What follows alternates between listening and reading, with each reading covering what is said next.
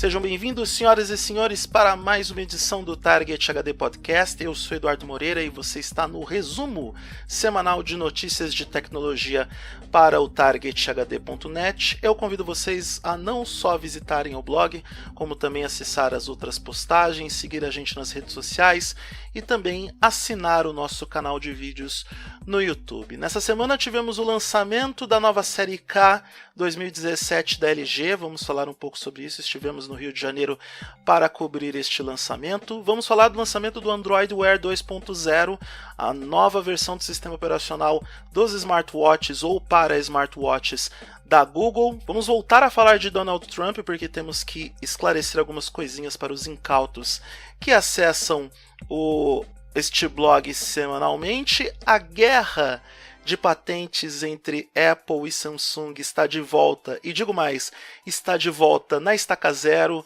A cota do Android Nougat, que é ridícula, enfim, vários assuntos, várias novidades, várias coisas. E sem perder muito tempo, vamos para a vírgula sonora e vamos voltar a falar sobre Donald Trump, infelizmente, porque eu não aguento mais falar nesse homem.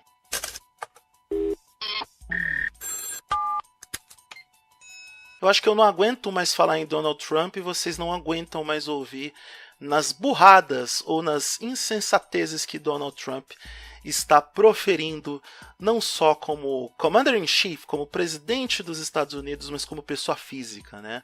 A última dele é que ele colocou o filho dele como presidente das organizações Trump enquanto ele é presidente dos Estados Unidos. Ele mesmo afirmou que ele não ia acumular funções, ele não ia seguir administrando as empresas dele enquanto ele estava brincando de ser o dono da nação norte-americana, mas ele garantiu que o filho dele não teria informações privilegiadas sobre o governo dos Estados Unidos. E aí, neste momento, eu acreditei no coelhinho da Páscoa que saltou na minha frente junto com uma manada de dinossauros. Mas não tem problema, não é sobre isso que eu vou falar nesta edição do podcast. Donald Trump, o lance da imigração, as pessoas precisam entender que não é só barrar a entrada de pessoas de outros países nos Estados Unidos. O problema é que ele está barrando pessoas de 7 nações, onde predominantemente a comunidade muçulmana está presente, ou o islamismo é a religião mais, como podemos dizer, da maioria desses países, da maioria dos cidadãos desses países ali presentes. Começa por aí. Dos 7 países que ele colocou na lista negra, ninguém dos 7 países, ou nenhum cidadão dos 7 países, cometeram ataques terroristas contra os Estados Unidos nos últimos anos. Enquanto isso, Arábia Saudita e Iraque, que foram países que têm histórico de ataques terroristas e que cometeram ataques terroristas em solo americano nos últimos 15 anos, não foram afetados pela política de Trump, porque Trump tem interesses comerciais nesses países. Então o que as pessoas precisam entender é que não é uma simples, como eu vou dizer, não é uma simples questão de barrar as pessoas a entrar nos Estados Unidos. Trump está cometendo xenofobia.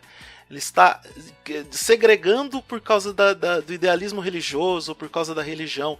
Ele viola vários direitos humanos nesse decreto que está suspenso, neste momento é um decreto que está suspenso nos Estados Unidos.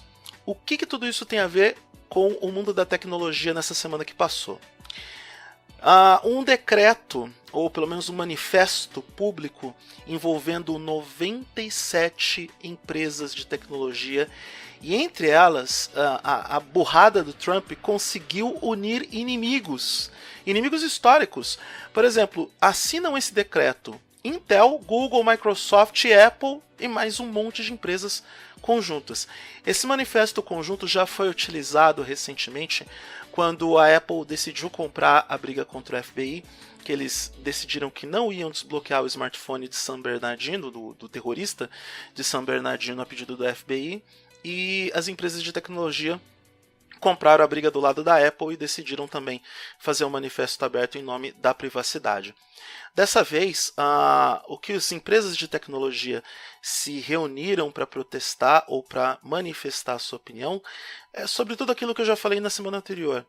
As perdas de empregos, perdas de profissionais, perdas de empregos ativos nos Estados Unidos, a dificuldade em contratar esses bons profissionais que são estrangeiros. Eu citei vários executivos, e eu estou falando do alto escalão, né, dessas empresas de tecnologia, mas os funcionários, os programadores, os designers, são pessoas que vieram de países que, ou se não têm a identidade muçulmana na religião, mas que estão ligados aos países islâmicos, ou as pequenas questões internacionais que o Trump não quer apoiar de jeito nenhum. Outro detalhe interessante é que fizeram uma análise que pelo menos 200 empresas que estão na lista hoje da Fortune 500, das 500 empresas mais ricas ou bem-sucedidas do planeta, pelo menos 200 dessas empresas foram criadas ou concebidas ou por estrangeiros ou por filhos de estrangeiros nos Estados Unidos. Então, existe um impacto muito grande na medida de Trump, não só na questão da diplomacia, mas também na questão empregatícia de desenvolvimento.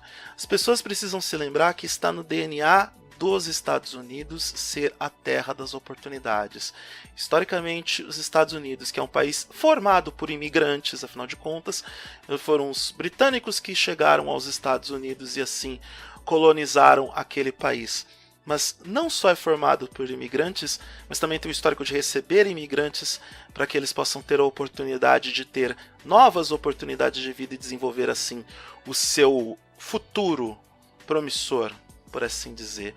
O Trump virou uma criança chiliquenta, né? Porque toda vez que um juiz dá um ganho de causa contrária à causa dele, toda vez que um juiz federal vai contra a sua decisão, ele vai no Twitter e xinga muito. Ele parece um troll, ele parece um internauta médio brasileiro.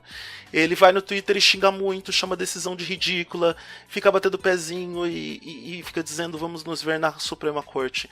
Do jeito que ele está se manifestando contra o judiciário, eu duvido que ele vai ter uma causa ganha na Suprema Corte. As chances dele são muito rasas, muito ralés para ele ganhar a causa. Então é bom ele se cuidar. E a última decisão ridícula envolvendo a tecnologia que Donald Trump tomou foi: olha, é o seguinte, isso palavras de Trump. Você quer entrar nos Estados Unidos? Beleza. Você é um daqueles países que eu não gosto? Tudo bem. Você vai ter que ceder a sua senha das suas redes sociais, para que a gente possa analisar o seu histórico, a gente possa analisar o que você anda publicando, quais são os temas que você pesquisa através das suas redes sociais. Quer entrar nos Estados Unidos e está ou é pertencente a um dos países da lista negra, você vai ter que ceder a sua senha das redes sociais. Pra que privacidade, né, Trump? Pra que o direito à privacidade, né? Logo um norte-americano falando disso, né? É uma decisão estúpida, imbecil, idiota, extremista, ridícula e ineficaz. Porque, pensa, um terrorista está pelo menos 4 ou 5 passos na frente do Trump, certo? Você acha que um terrorista que entrar nos Estados Unidos realmente vai dar sua conta verdadeira das redes sociais? É claro que não, ele pode dar a conta da pessoa física. Mas a pessoa jurídica, que ele vai armar todos os planos e esquemas para atentados terroristas, ele não vai entregar essa conta nem por um cacete. Então como é que o Trump realmente vai achar que essa medida imbecil vai dar resultado para a questão da privacidade? E por falar em privacidade, para vocês que estão revoltadinhos porque nessa semana eu coloquei numa dos posts na nota do editor de que eu não ia autorizar comentários a favor de Donald Trump, porque, de novo, ele prega, o que ele acredita são coisas que eu não acredito. Xenofobia, preconceito religioso, sabe, separatismo, são coisas que eu não acredito e não sou obrigado a apoiar esse tipo de coisa nem em comentários de terceiros. Existe no targethd.net uma política de privacidade. Essa política de privacidade me protege de todo e qualquer conteúdo que vocês possam publicar, mas que possam ser criminosos de acordo com a legislação brasileira. Sim, porque se eu aprovo um comentário de vocês que pregam, por exemplo, a xenofobia ou que apoiam a pornografia infantil ou qualquer coisa desse tipo, eu posso ser indiciado por apologia a isso, porque eu sou responsável pelas publicações de comentários no blog, e não vocês como pessoas físicas. Então é o meu direito me proteger. Eu me protejo das pessoas que realmente pensam ou acreditam que a filosofia de Donald Trump e outros políticos com teorias, como eu vou dizer, filosofias um pouco extremistas, eu não vou apoiar, não sou obrigado a apoiar, não sou obrigado a publicar, que fique claro. O blog é como a casa da gente. Eu não entro na sua casa com os pés sujos e fico mexendo nas panelas e assediando a sua mãe, abrindo a geladeira e pegando a cerveja e cagando em cima da mesa da sala de sua casa. Porque a sua casa tem regras. Então o TargetHD.net também tem regras. Então podem me chamar de antidemocrático, podem dizer que eu censuro a liberdade de expressão. Liberdade de expressão tem limites. Se eu tenho limite para me expressar na internet, vocês também precisam ter, e o TargetHD.net não vai apoiar Donald Trump de jeito nenhum.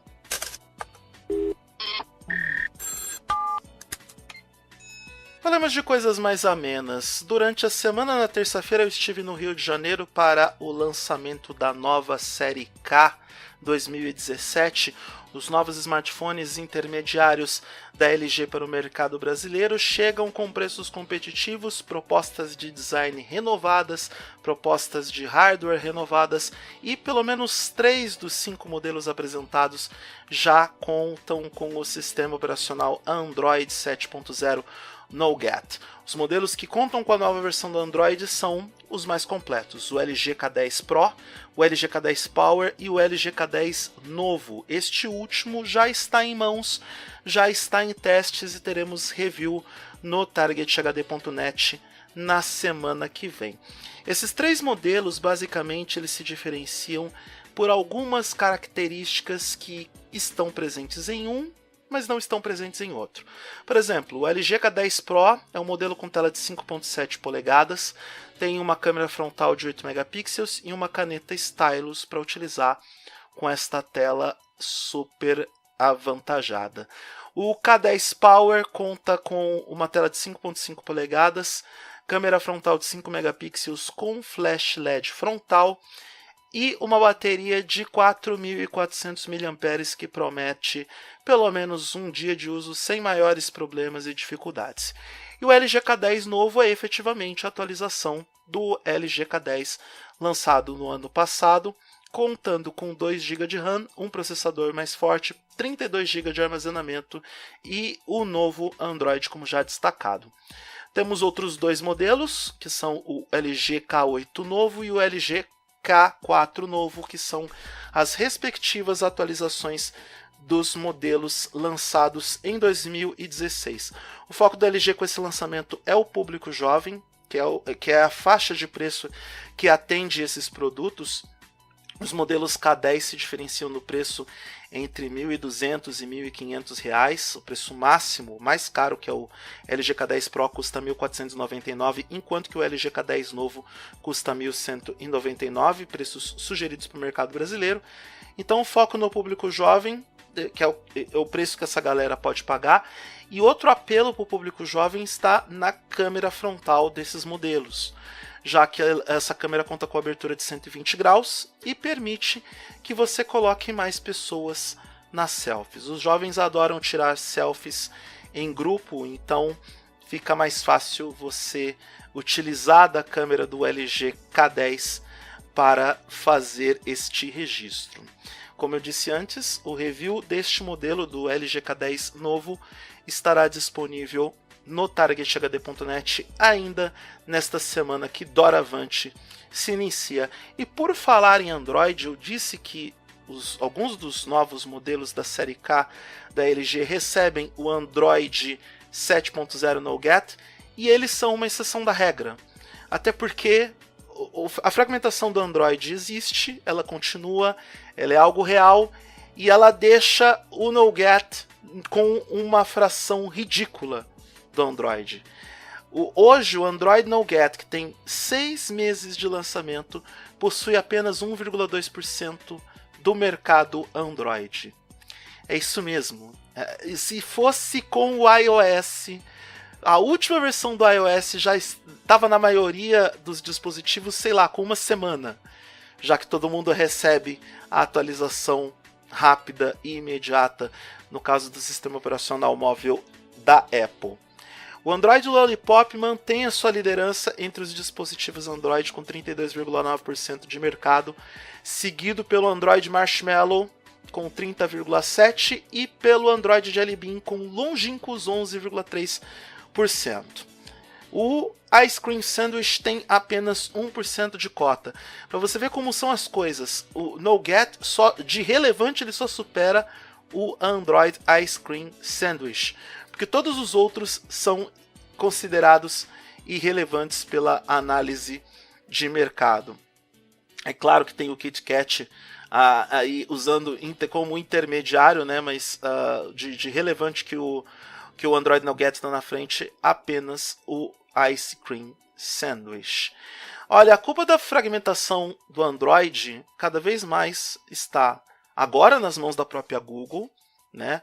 Não só por deixar o software aberto para todo mundo personalizar, mas também porque desde o ano passado eles querem calcar a ideia de que o Android de verdade é só da Google, ainda mais com o lançamento dos dispositivos Pixel, mas também por conta dos fabricantes que não atualizam os dispositivos, se usam da obsolescência programada para vender outros modelos lançados recentemente.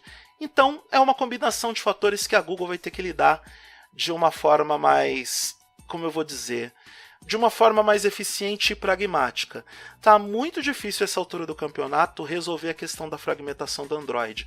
Seria necessário um esforço conjunto da Google com os fabricantes para isso, mas pelo visto isso não vai rolar. Ainda mais porque tem alguns fabricantes que não querem depender do Android e outros fabricantes que querem fazer com que o seu Android fique marcado junto ao usuário. Nem preciso ir muito longe. A Samsung faz isso, a LG faz isso, a Asus faz isso. Todos eles customizam o seu Android ao máximo para poder dizer, não, esse meu Android oferece a experiência de uso que você quer. Ainda mais agora que a própria Google decidiu matar a Google Now Launcher, ficando apenas com a Pixel Launcher, que só está presente nos dispositivos Pixel. É agora que os fabricantes vão realmente sambar na cara da sociedade, cantando, dançando em ritmo de samba que balança o coração, em ritmo de festa que balança o coração. Pelo menos tem que falar a letra direito.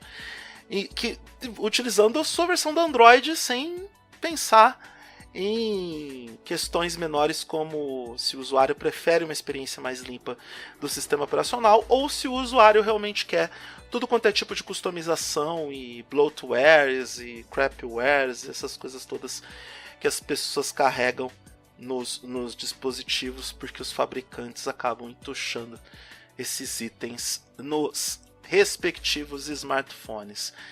Enfim, o Android Nougat está bem longe, mas bem longe de ser um dos softwares mais utilizados entre os sistemas operacionais móveis e a Google não deve estar nada contente com isso, mas, de novo, foram eles mesmos que criaram essa situação.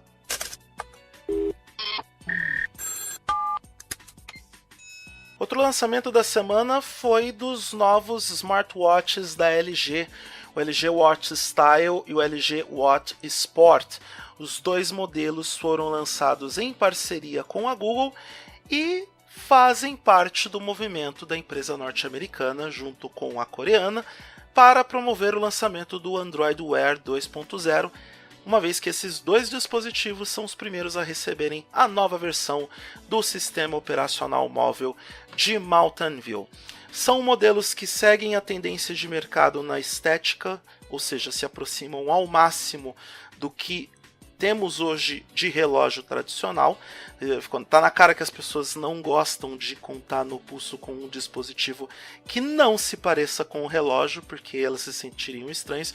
Acho que eu sou o único que prefere usar uma Xiaomi Mi Band 2 do que um smartwatch, né? Mas tudo bem, isso é um gosto meu, não tem nada a ver com as demais pessoas. A maioria das pessoas prefere utilizar um relógio ou um smartwatch, um relógio inteligente que se pareça com um relógio. Tudo bem. O Watch Style ele é mais clássico, ele tem um design mais elegante, conta com tela de 1.2 polegadas com resolução de 360 por 360 pixels.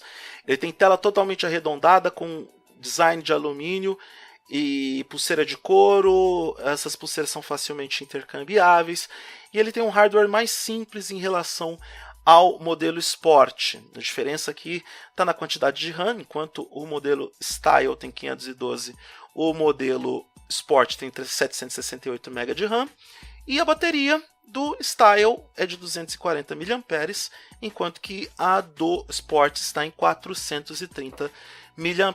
Além disso, a certificação de segurança e resistência é um pouco diferente, enquanto que o LG Watt Style possui IP67, o LG Watt Sport é um pouco mais resistente com IP68. Os dois modelos recebem Android Wear 2.0, os dois contam com os recursos novos que a Google implementou no sistema operacional, e o preço do LG Watt Style está em $249, enquanto que o preço do LG Watt Sport está em $349.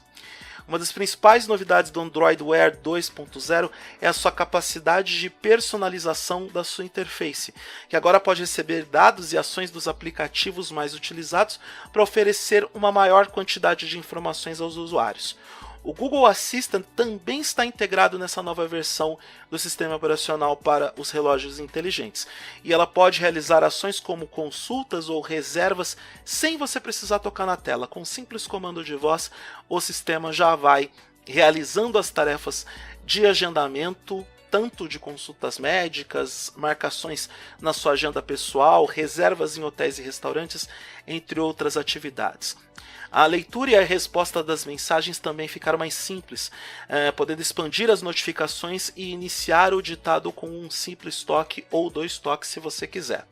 Além disso, o recurso Smart Replay oferece respostas rápidas sugeridas em função da mensagem recebida. O Android Wear 2.0 ele vai sendo distribuído para os diversos dispositivos compatíveis ao longo dos próximos dias ou das próximas semanas. Compatibilidade do Android Wear 2.0, pelo menos por enquanto, a lista é um tanto quanto reduzida. Da ASUS, os modelos ZenWatch 2 e 3, o Casio Smart Outdoor Watch, o Casio Pro Track Smart, da Fossil, os modelos Key Founder, Key Marshall e Key Wonder, o Huawei Watch, da própria LG, os modelos LG Watt R, LG Watt Urbane e LG Watt Urbane 2nd Edition. Tem o Michael Kors Access, que também é compatível. Da Motorola, os modelos Moto 360 de segunda geração e For Women, além do Moto 360 Sport. Temos também o New Balance Room iKey, o Nixon Mission, o Polar M600 e o TAG Heuer Connected. Modelos populares de 2014 ficaram de fora, como o LG G Watt, o primeiro Moto 360, o Samsung Gear Live e o Asus ZenWatch. Essa lista é importante para que os usuários possam ir se programando para fazer as trocas dos seus dispositivos ou adquirir um novo dispositivo que conte com a compatibilidade com esta versão do Android. É importante a atualização nesse setor de smartwatches, uma vez que é um setor que ainda está aberto e em plena expansão, só que os dispositivos precisam oferecer algo mais do que oferecem hoje, precisam entregar funcionalidades efetivamente úteis para a vida do usuário, precisam ter funções e recursos realmente relevantes para que o usuário se interesse em começar a utilizar esse tipo de dispositivo com mais frequência. De qualquer forma, é mais uma tentativa que a Google faz com o Android Wear 2.0 e, com consequência disso, os lançamentos do LG Watt Style e LG Watt Sport.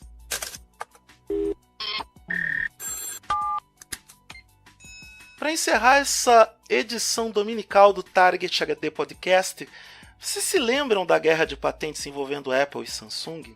Sim, aquela mesma iniciada 5 anos atrás, onde a Apple acusava a Samsung de copiar o design de seus produtos e tudo mais, que copiou o iPhone, que não sei o que. É o seguinte, voltou para estaca zero, tá? Sim, começou do zero. Tudo o que aconteceu nos últimos 5 anos sobre esse caso não valeu de nada, foi tudo brinks, tudo pegadinha do malandro Ha. A Corte de Apelações do Circuito Federal dos Estados Unidos emitiu uma ordem que devolve todo o caso da batalha de patentes entre Apple e Samsung ao ponto onde tudo começou.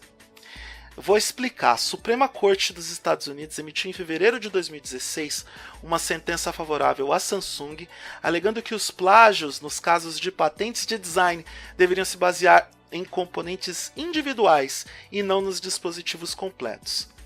Na decisão, eles afirmavam que, deste modo, no processo imposto pela Apple contra a Samsung, os dados não poderiam ser calculados sobre o total de vendas de um dispositivo completo. A sentença revogava as decisões tomadas em maio de 2014 e setembro de 2015, declarando essas inválidas. Parecia que a Samsung sairia perdendo depois da decisão da Suprema Corte de outubro de 2016, que revogava a decisão de fevereiro. Só que com essa decisão de retornar tudo para o caso, tudo de novo, tudo para o começo, não só a Samsung não é prejudicada, como tudo é zerado. Os 120 milhões que a Apple pedia para a Samsung pela infração de patentes voltam à mesa de discussão. O caso vai passar pelo mesmo órgão que gerenciou o caso no início do processo, é o Tribunal do Distrito Norte da Califórnia, que anula sentenças contra a Samsung e deixa o caso nas mãos do juizado de primeira instância em busca de novas investigações, provas e testemunhas. Ou seja, esta briga vai durar por mais alguns anos, porque quando uma empresa perdia, a outra recorria, quando a outra perdia, a uma empresa recorria, e assim vai, assim caminha a humanidade, com as empresas de tecnologia brigando porque um telefone é curvo, ou tem bordas curvas, ou sei lá, porque a Apple inventou o retângulo. Eu achava que eu não ia mais falar sobre a guerra de patentes no Target HD Podcast. Eu achava que ficar um ano sem gravar esse programa faria com que essa pista fosse esquecida tanto pela Apple quanto pela Samsung. Essas empresas já estavam de mãozinhas dadas no restante do mundo, exceto nos Estados Unidos. E nos Estados Unidos elas vão continuar a brigar. O que é uma pena, porque o mundo da inovação e os aspectos de apresentar novidades para os consumidores vai além das questões técnicas e burocráticas que essas duas empresas acabam se impondo. O que nós, consumidores, queremos é ver novos produtos. Sabe, é necessário defender a evolução. Tudo bem que as empresas defendem as suas patentes, as suas criações e propriedades intelectuais, mas a inovação precisa ser defendida. A história, o fato de você poder pegar um produto e dizer, caramba, como esse produto é legal, mesmo tendo referências de outro produto. Sabe, a capacidade de uma empresa recriar ou reinventar o que já existe, isso precisa ser protegido. Desde que não exploda, né, Samsung? Olha só, teve um incêndio nessa semana numa das fábricas de baterias da Samsung, ou da filial da Samsung, ou da divisão, a melhor divisão. A divisão da Samsung responsável pelas baterias dos seus dispositivos, doravante conhecida como Samsung SDI. Esse incêndio ocorreu na cidade de Tianjin, na China. A situação foi rapidamente controlada e, segundo fontes oficiais, o que gerou o incêndio foram componentes descartados, incluindo baterias defeituosas. Curiosamente, a Samsung chama isso de pequeno incêndio, mas veja bem, os bombeiros da cidade contam uma história um pouco diferente, garantindo que o material que pegou fogo foram as baterias de lítio em produção e de alguns produtos parcialmente fabricados. Eu disse pequeno incêndio, certo? No local foram chamados 110 bombeiros e 19 caminhões para controlar tudo. Isto é um pequeno incêndio? Sei lá, né? De qualquer forma, ninguém saiu ferido. O incidente não provocou impactos significativos no ritmo de trabalho ou na produção dos dispositivos que lá são fabricados, mas um possível atraso na produção dos produtos da Samsung não chama atenção diante deste pequeno incidente. Vale lembrar que a Samsung SDI é uma das encarregadas pelo fornecimento das baterias do Galaxy S8. E isso começa a gerar um cagaço em um monte de gente. A Samsung sabe que não pode errar, porque se eles errarem pode ser o fim. Então é bom a Samsung tomar cuidado com o que vai fazer com o Galaxy S8, que só deve ser apresentado em abril mesmo, porque qualquer erro, qualquer deslize pode ser fatal. Eu não quis escrever sobre o texto e se tudo der errado, né? que pingou no meu feed uma sugestão de pauta tipo: e se tudo der errado para Samsung e o Galaxy S8 começar a explodir do jeito que o outro explodia? Gente, zicar muito a empresa é achar que a empresa tá cagada demais. Não é este o nosso objetivo e não será o nosso objetivo enquanto vivemos aqui no podcast. Mas se acontecer, desgrila. Ah, Samsung, você precisa se benzer. Mas enfim, enquanto eu vou me benzer, eu vou chamar a vírgula sonora para encerrar esta edição do Target HD Podcast.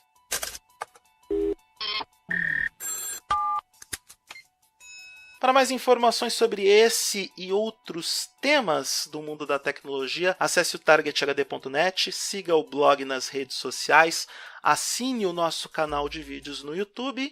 Eu agradeço a atenção dispensada. Eu não coloquei na pauta do podcast, mas queria comunicar a vocês que eu estarei sim no Asus Onboard 3, evento anual da Asus, onde eles apresentam uma série de novos produtos em alto mar dentro do MSC Preciosa no final de março. Mais detalhes receberei e passarei em breve para vocês, mas fato é que há a expectativa de que o Asus Zenfone 3.1 seja oficialmente anunciado neste evento e minhas mãos já estão coçando por causa desse dispositivo. Quem viver, verá. Eu sou Eduardo Moreira, agradeço a atenção dispensada e informo que na quinta-feira tem um novo podcast fresquinho e novinho para vocês. Um grande abraço para todo mundo, uma boa semana para todos nós e até a próxima.